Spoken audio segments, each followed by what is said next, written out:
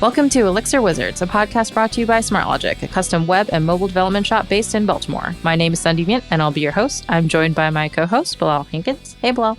Hey, Sundie. Hey, so this season's theme is parsing the particulars. Today, we are joined by SmartLogic's own Harper Atlas, and we'll be diving into the particulars of Tailwind from the perspective of a designer. Hey, Harper. Hey, y'all. How's it going? Good. Every once in a while, we love to do this where we bring on somebody from the SmartLogic team to come chat with us about a thing. But I think this might be the first time we've had a non-engineer. And I also think this might be presumptuous. The first time, like, an Elixir podcast history where we're talking to a non-engineer. I can't say that I've listened or seen the backdrop of every single Elixir podcast episode out there, but there's a very specific reason we want to talk to you about Tailwind. But before we get into it, can you tell us about yourself, who you are at SmartLogic, which cat is sleeping on the desk, the whole thing? Sure. As both of you know, but everyone listening, I am Harper Atlas. I am SmartLogic's design team. I always find the question about tell us about yourself really difficult because I'm like a multitude of layers and all different things. But if I had to sum up myself, what I wrote down was I'm a cat lady. I have two cats, as mentioned by Sundie. The current desk cat is Leela. So if you hear sounds that sound pathetic, that's her, although she's snoozing right now. I've been practicing yoga for 23-ish years. I'm a big old plant nerd. I think I have like 32 house plants, although I did just give some away, so that number fluctuates. I am a tattoo collector. I have a background in the arts in all forms. I'm generally pretty silly. I don't take myself too seriously. That's all I got. Amazing. And how did you find yourself in the UX field? The short answer of that question is I wanted to retire someday, which is probably not the whole answer you're looking for. So the longer answer is that I had been working in varying aspects of the service industry.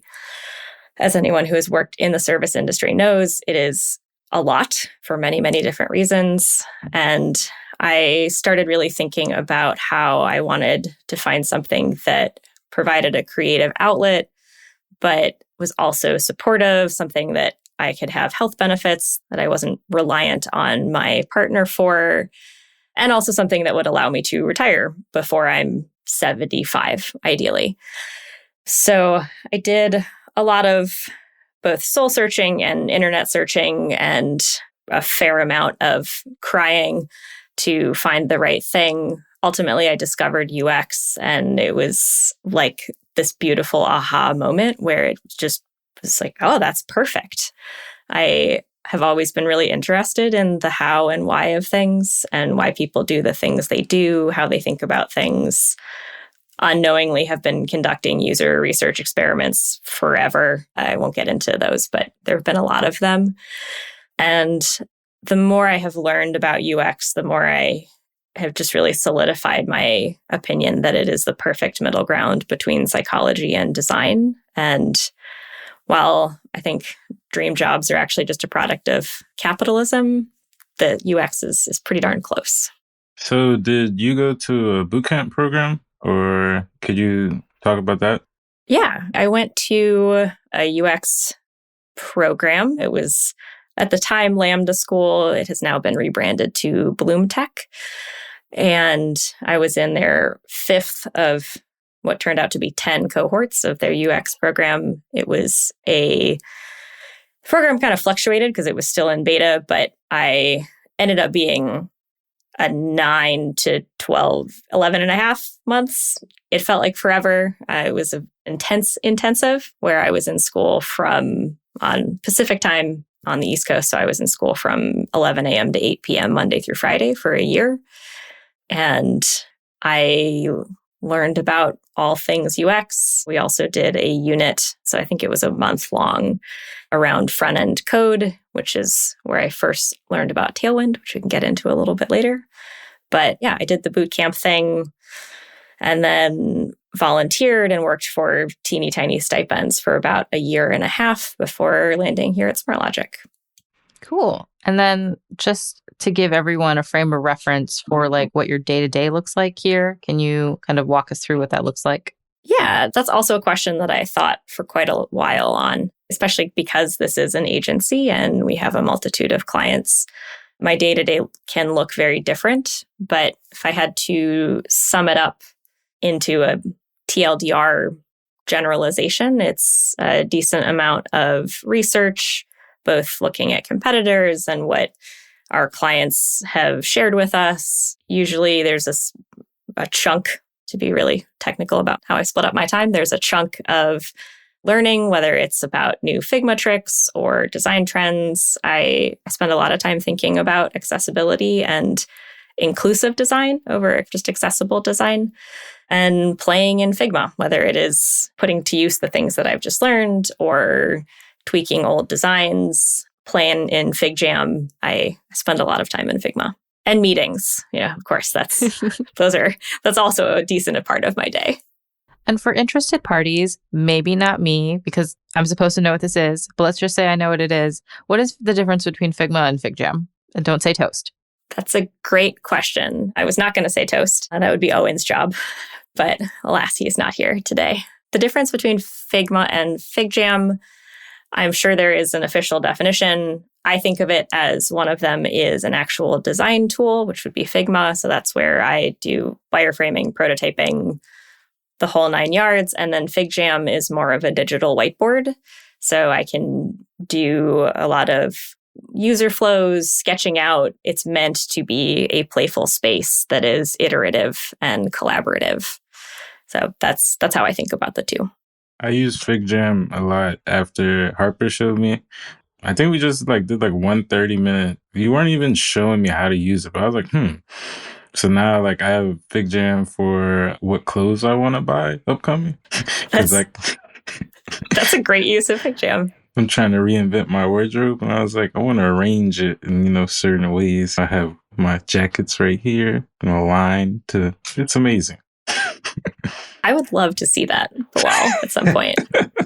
Judgment free. I would just like to see. I think that sounds really interesting. I have a friend who started in FigJam and then used Figma to plan out how she was going to arrange her new house when she rented an apartment, and she needed to figure out how big of a couch could she get, how would it fit in the space. And so she used Figma to figure that out, which I think is a great use of it. I think we should all do an exercise where we use FigJam to put together some kind of board of something that's interesting to us. I thought about doing something like that for my fall decorations, which I didn't. I just went for, and I kind of wish I'd planned for it because, I spent so much money at Michael's. To be fair, though, your fall decorations are on point. Thank you. You're welcome. They will be the same fall decorations for the next decade. I mean, you got to use them every year. You may as well get your money's worth. Absolutely. So I think we're well primed to talk about Tailwind and know where you sit within our ecosystem. We're talking about Tailwind today, partially because we use it. We being this team that is on the podcast right now, which is an interesting kind of dynamic because the hosts and Harper, we are a development team. We work together, and to this team together has been working with Tailwind. So that's part of it. Another part of it is Elixirists far and wide love Tailwind. Tailwind is being baked into the new versions of Phoenix, which we just heard at ElixirConf 2022. And I mean, it's such an integral part of our ecosystem that people have roped it into acronyms. The pedal stack, if you've heard that, the T in the pedal is Tailwind. So it's integral now. And so I really wanted to hear from you, Harper, from a designer, what is Tailwind all about? What's its secret sauce? Why do designers like to use it? Why do they maybe not like to use it? The whole 9 yards. Wherever you want to start, take it away. Oh man, that's a loaded choose your own adventure statement. I had no idea about Tailwind being baked into the new Phoenix things. I'm pretty not intentionally dissociated from that side of things, but it is, I think of it as languages. So there's developer language, and there's designer language, and there's PM language, and we're all a little bit bilingual, but dev things are not my native language by any means. I really didn't, I've known about Tailwind for quite some time. I am married to a software engineer. And so I have heard a lot about development and software engineering and all kinds of jobs for many years. But I didn't really get into knowing about Tailwind until I was in school when we did that coding unit where I learned about Flexbox and learned I played a mean game of Flexbox Froggy, and we learned about Tailwind and Bootstrap and got to use it. I can no longer play a mean game of Flexbox Froggy. We'll leave it at that. Please no one challenge me to it. I will lose. Or if you want to feel good about yourself, do that, and then you can win and feel great. But I think in terms of thinking about Tailwind from a designer perspective, there are a lot of things that make it great. And a lot of those things are a double-edged sword. They make it not great. The first thing that comes to mind is that it is highly customizable, which is wonderful because you can use it for all different types of apps, like products, all different purposes. There's a lot of things that are just commonly used in terms of components. But on the flip side of that, it's highly customizable. That makes it really challenging because you can customize it in a lot of different ways. Everyone, as we have learned, the three of us learned on a project together recently, you can write the Tailwind code in slightly different ways. And so it can lead to all kinds of, we'll say, surprises that no one was anticipating. But one of the things I really like about using it, at least at SmartLogic, is that because I am the only designer here, and even if I wasn't, it takes a lot of the heavy lifting out of the initial process. I don't have to do as much for handoff when I am done with designs. It's much easier to communicate with developers, in my experience, at least here, because that is a common language and I can link to specific Tailwind components. And there are a ton of resources out there for both for developers and designers using Tailwind. And that's something I really like about it. Anything where I can do less work for the same outcome is a win in my book. And I really like that there are more concrete guidelines for developers and designers, but at least from my perspective for developers, that I then don't have to write how things should interact. And so that one less thing for me to do. And I really like that about it. Yeah, I think when we were working on this most recent project, one super helpful thing on the developer side was to be able to look at a design you had created, see that it needed to use this Tailwind component, and you had actually just linked to the Tailwind component documentation, which I think that's the one thing that people talk about the most from the developer side of using Tailwind is how great the documentation is.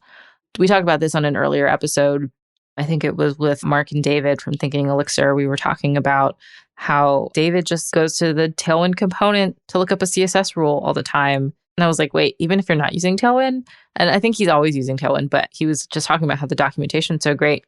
And yeah, it was really great to be able to kind of go to that documentation and know exactly what button you wanted or what card or what table, and it was great to start from something and to see what you visualized and to have a template of what was the correct structure code-wise. And it takes a lot of the guesswork out of that whole situation. I think the most challenging part of slotting that in is understanding those components around each other. So I can put a button right underneath a form, just like you said, and just like Tailwind said, but once we put that together, the padding is 16 pixels off, It's just maybe it's not quite there, Yes. I will say about that, though, that both of you and really everyone at SmartLogic has done a wonderful job working with me. And I'm pretty pedantic just as a personality trait, but that's also part of what makes me a good designer. At least I think I'm a good designer, if I can toot my own horn for a minute. But I really enjoyed working with both of you on this looks about, this many pixels off. And one of the cool things about the most recent project for me that we all worked on was that I learned I am actually really good at visualizing, looking at something and saying, this is 16 pixels. It needs to be 24 pixels, or this is 200 pixels wide. And wasn't really relevant to any of you, but it was really fun to see. I know what this many pixels looks like. That was a neat thing for me to learn, that doesn't matter to anyone else, but made me feel cool. Yeah, like piggybacking on kind of sort of what Sunny said, the Tailwind docs, I feel like I learned a lot of CSS rules that I didn't know were a rule or didn't know how to do.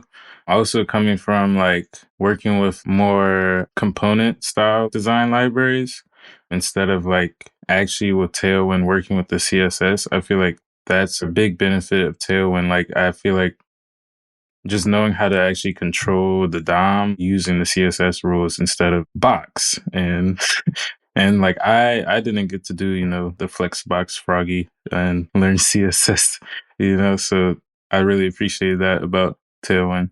It's not too late, Bilal. It's still there. You could go to flexboxfroggy.com right now. It's there. You can Definitely play not too late. So, Harper, can you talk more about what all goes into a developer handoff? You mentioned it a couple times so far. Yeah, I think a lot about the developer handoff, so I sure can talk more about it. I was thinking about this question earlier today while I was mentally preparing for this, and it definitely varies, or handoff varies, depending on the company and the team. I have learned at SmartLogic to be much more flexible in terms of how I format my handoff. It really depends on the team itself. If I am working with a team of more junior developers, then my handoff is going to, just by nature of communication styles, be more detailed, more specific. I will probably spend a little bit more time making sure that everything I can possibly think of being needed is there, which is probably something that I can revisit and maybe don't need to do, but that's my own adventure. And then if the team is more senior, I'm a little bit less detailed or if the team is more familiar working with Tailwind, or we have worked together multiple times in the past, then they know what to look for in my files, and I know exactly what they need in terms of communicating it to them. In a perfect world, though, I always have a page in my Figma for detailing colors and their uses, the type scale, so fonts, typefaces, sizes, how they're used. If I'm using drop shadows, I usually include those specifics. Sometimes I get all the way down to like, these are the corner radii, plural. I always want to say radiuses, but it's radii, and I feel silly saying it every time. But down to the corner radii, if there are multiples, then I will have what those are. And then in most handoffs, whether it's a junior team or a senior team, I will include notes on specific interactions. For example, a project we worked on recently had views for both mobile and desktop. And I made sure to note that on mobile, when you click on this particular text input, it pulls up the native numpad keyboard, because we have all had the experience of you go in to like type in your zip code or whatever, phone number, and it doesn't pull up the number. And it's just frustrating. It's like one extra step that realistically is not that much effort, but drives me up a wall. And so I will include notes like, this should be this way on this size screen or this breakpoint. And then depending on the interaction, I might include a quick prototype to show like, this is how this hover state looks, or this is how this particular interaction should work. Another thing I have done is doing a screen recording of something I found somewhere on the internet that showcases what I am trying to convey that isn't necessarily the same thing. But I really struggle with writing out my thoughts. I spend like entirely too much time thinking about, is this conveying the point? Is people going to get confused? If they are going to get confused, how are they going to get confused? What are all the potentials? Which maybe also plays into why I'm a designer, because I do think about all of those things. But I find that a screen recording and just talking through my thought process is much easier for me. So I will do that and embed those in Figma as well. And then if I'm working with Tailwind, which we are a lot, and is what we're talking about today, I will also have a link to, these are all the Tailwind components that I'm using. Here's an example of how they are used. And then I will also document if there are custom components that need to be built. These are the custom components. Here's an example of how they work. But like I said, it really depends on the team and how detailed. I always err on the side of more detail than less. And it's an ever-evolving process. There's one part that we added to our process this time that I absolutely love. It's the Tailwind has a specific like color scheme where if you wanted to use the Tailwind red, you could type in BG-red-500, and that's like a medium scale red for them. But the scale goes from 50 to 900, and BG is like background, but there's also button. You could also do outline or focus ring at the beginning. So there's like a formula to it, and you can create your own schemes. And so if you wanted to, you can work with your designer. So like we work with Harper on saying, okay, this app has 5 main colors. So you can say app dash blue. So if you're the Acme Corp is always the example, right? So Acme dash blue dash 500 would be the Acme company's group. Am I saying Acme right? You've said it too many times in a row and you're like, is this correct? I think That it's anvil that correct. goes on the Roadrunner's head? Is Yeah, Acme? that sounds right. Okay. Yeah. So I think I just completely told everyone what age I am exactly based on the cartoons I watched as a kid. Yeah. So, Acme dash blue dash 500. And you can install that. And so what we worked together to do, me as a developer and Harper as a designer, was talk about what I needed as a developer to get to a place where I could add that to my Tailwind config file and get those exact values into my theme. And then, so Harper laid it out. And then the cool thing that Harper did with Figma was put it in the actual names of the app colors. So when I clicked a color in a design that had a button, I was like, okay, the hover state of this button is, and I'd click it and it would say app dash something 100. And I was like, cool, that's the name I'm going to call it in my code. And it just makes it so much easier than like finding the hex code, looking it up, finding its translation, putting it in. This seems like such a first world problem, but seriously, it went so much faster once we established a theme. I really don't know what people do on Tailwind without a designer. I don't. Shenanigans, just all monkey business. I do think, Sunday, you touched on a really good point of if I format components and styles in my Figma file, that it makes the handoff easier. And I think at the end of the day, that's regardless of how you format a dev handoff, it's just about finding common language and ways to bridge the gap between developer island and designer island. And eventually, whether it's for a while, we kind of just had like carrier pigeons and that would go across. And over the year that I have been here, I've seen us evolve into like, first it was smoke signals and we had carrier pigeons and we had like a rowboat. And now I feel like we're slowly like there's a bridge there, maybe not a permanent installation. We're working on it, but we are actively going from design island to dev island because realistically, like they're in the same world. We're all on the same team. We're all working towards a common goal. And I think the handoff is just about finding common language and ways to speak different languages in the same way. I don't know if that made sense, but I think, you touched on a really interesting point that if we can just communicate of like, hey, this is what I need. Cool. That works for me. Or that doesn't quite work for me. This is how I would do it. And then really the TLDR of everything in humanity is just communication. But it's like a really big picture. But I think it's been really interesting for me anyway, seeing how we have both as the three of us working together and me working with other people at SmartLogic, working with clients, just finding common language so that we can be less confused because the world, existence, humanity is just kind of confusing all the time. And if we can just make it a little bit more enjoyable at work, where we spend the majority of our time, then I'm all for it. Yeah, and this developer designer bridge you're talking about is definitely very helpful. Like, for example, in this past project, that was my first time working with Tailwind on a project.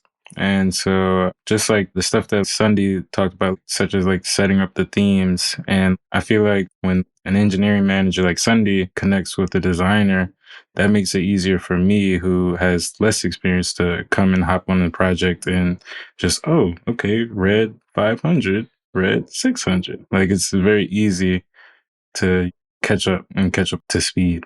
Yeah, it's always nice when there's a little bit of a system to follow. I was jokingly saying I don't know what developers do without designers when they're using Tailwind, but I I'm actually really curious. If you're listening right now and you want to tweet at us how you're using Tailwind, I'd love to hear this. Are people kind of just using the Tailwind components to build an application, just kind of using their best guess, or are they utilizing UX design, a team of designers and such to put together something that they follow? I'm really curious about this, mostly because you're right. It could totally be the Wild West. I think I've made design decisions where I had to add something like the code necessitate, like I had to add a spinner because I was waiting for the response of something. There was nothing I could do with an external API. We knew it was going to take like a noticeable second for the data to show up. And so our tech lead said, hey, add a spinner. And so I added a spinner and then I got design approval. But I made that decision and I felt like I was in the Wild West. I was like, do I put it in the button, above the button, below the button? Is it a big spinner? Is it a spinner that's white when it's spinning or purple when it's spinning? There's so many options. It is kind of the Wild West. Also, for the record, you did a great job. You picked, at least what I saw. I don't know if that was your first try, but what I saw was, it was great. You were like, is this right? And I was like, yes, great. Just chef's kiss. It was the easiest one. Even better. Oh, that's always the answer.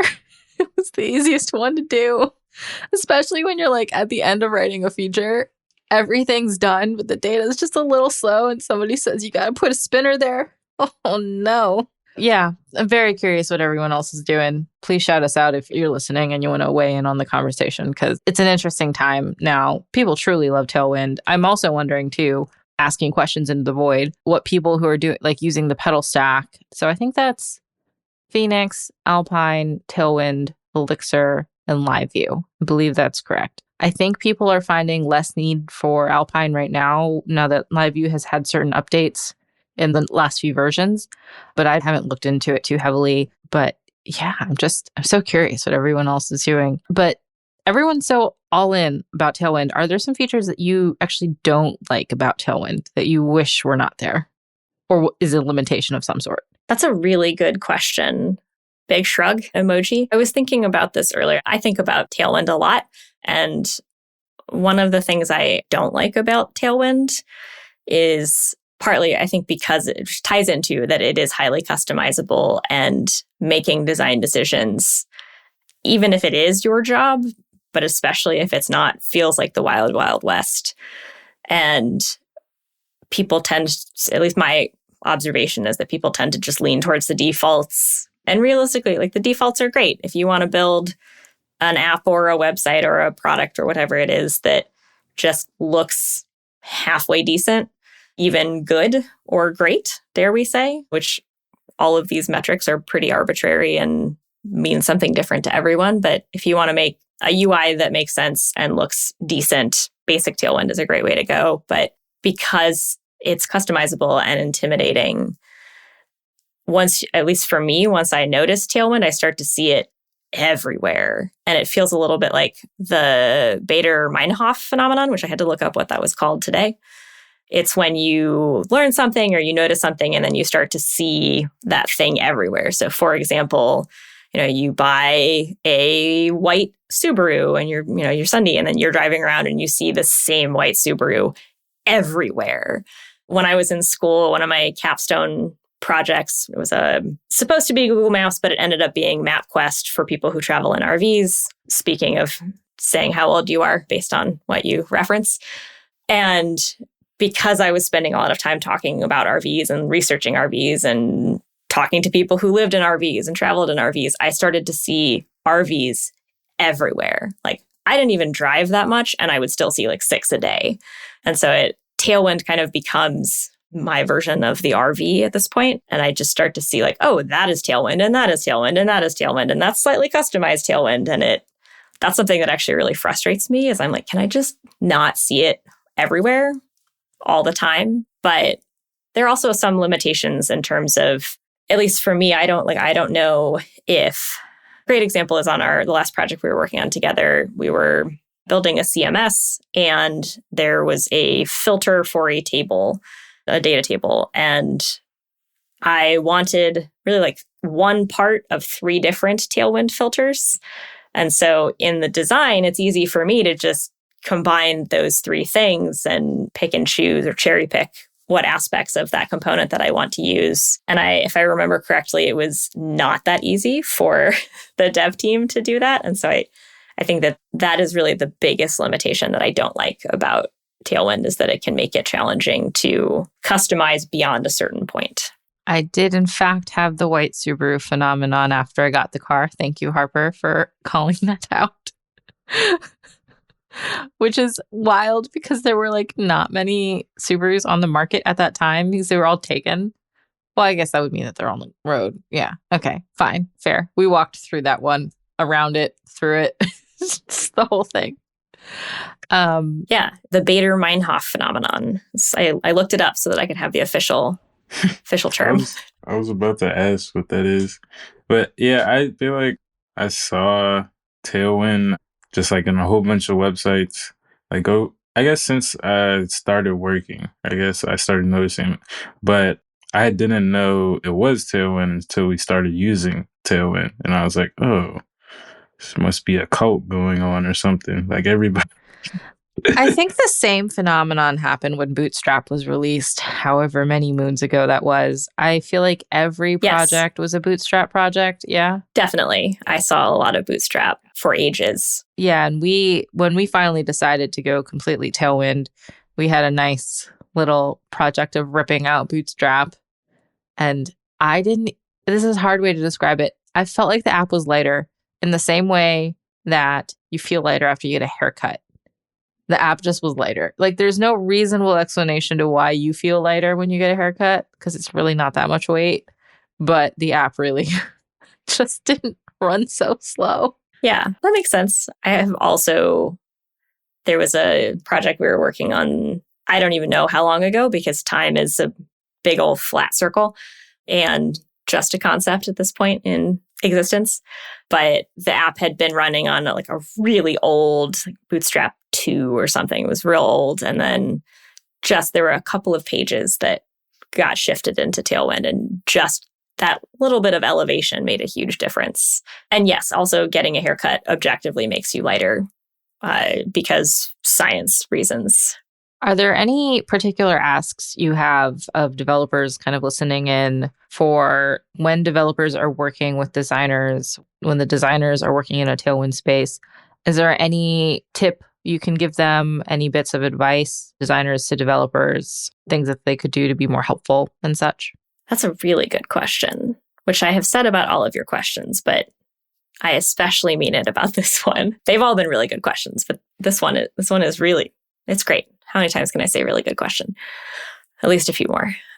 I think it really just comes down to communication, that figuring out, talking early and often about what do you need? What are things that can be helpful?